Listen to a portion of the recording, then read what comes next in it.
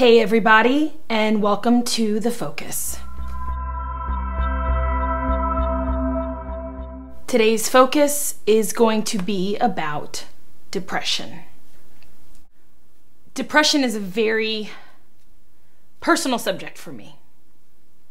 And with the recent news of Robin Williams passing from suicide, most likely due to severe depression, resurrects the feelings again that every day is a battle. I battle with the thought of worthlessness, loneliness, lack of self-love. One of the biggest liars on this planet is depression. It has convinced so many people that it isn't even a disease.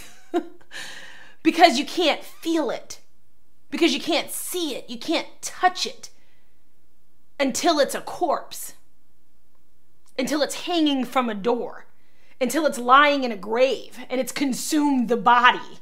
Depression for me wasn't just the feeling of not being able to get out of bed or get going or doing the laundry. And I've had those bouts too, where I just look at the dishes in the sink and I don't care how many days they sit there. I just can't do them. I've been there. The depression that leads to suicidal thoughts and suicide for me was the feeling that tomorrow just wasn't going to be better. That I wasn't ever going to get better. That I was never going to be worthy of happiness. That I was never going to be worthy of success. That I was never going to be able to function with positive thoughts. That's the lie.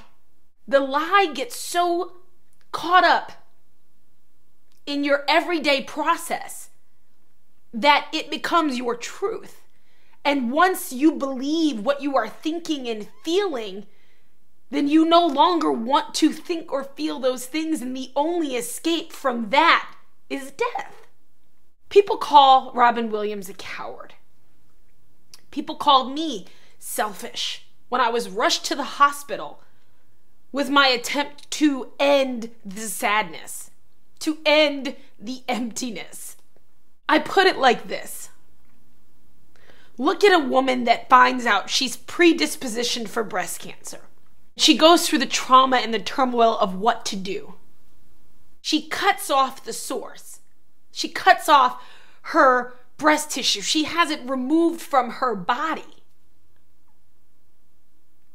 Imagine not being able to remove anything from your body to fix it. If you have already believed the truth that it's not going to get better, you just want to remove it from yourself. You want it out of your head, out of your spirit. The brain has convinced the soul that you need to escape, to cut it off. And unfortunately, the only thing that you have tangible to cut off is yourself. That was depression for me. I still have to work through the lies that my brain, when it's out of balance, tells itself. That I'm not worthy, that I'm never gonna make it, that I'm a horrible mother, that I'm a horrible person.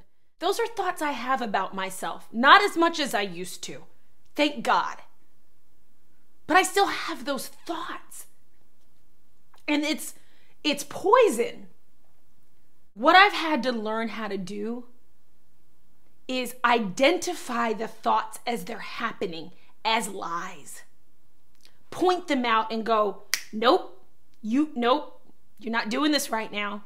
Sometimes I literally have to stop and look in the mirror and have a conversation with myself. You can call it crazy, you can judge me, you can say whatever you want. But I stop myself. I know that I can't believe everything that I think and feel.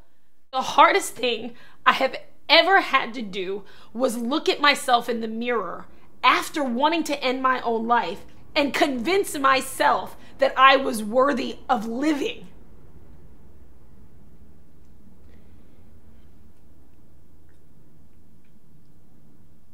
Many of you who are watching this right now, and if you're watching this right now and you're struggling with these thoughts, there's help.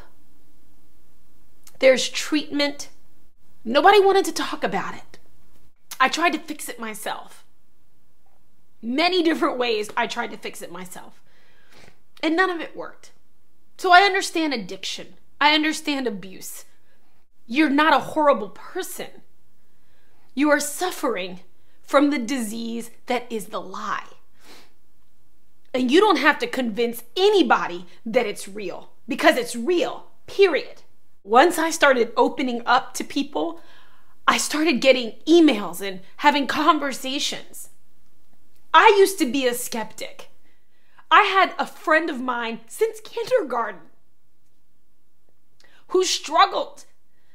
I was in college, she was struggling, and I was so ignorant and stupid and judgmental. She kicked me out of her wedding because of what I said to her about her illness at the time, and I deserved it. So I know what it's like to be on the other side here. But then I went through it myself, and I had to crawl back to her and apologize and go, I am sorry. It is real. She forgave me. And she's helped me through my own process of healing. Be willing to search the soul so vigorously that the disease cannot press you. Because that's what it is. That's what depression is. It's the pressing down. Don't let the disease press you down. We have got to remove this stigma. We have got to be open and honest. Put our truths out there. Give people, other people who are suffering, something to point to and go, yes, that's what I'm feeling. Because otherwise it's just some invisible, internal, personal thing we're dealing with. And then we bury somebody. I almost didn't make it. I almost didn't make it. There are many things that I have to live for. And I have to remind myself of that every single day. Get help. Get help. There is no shame. There isn't. That's all, guys.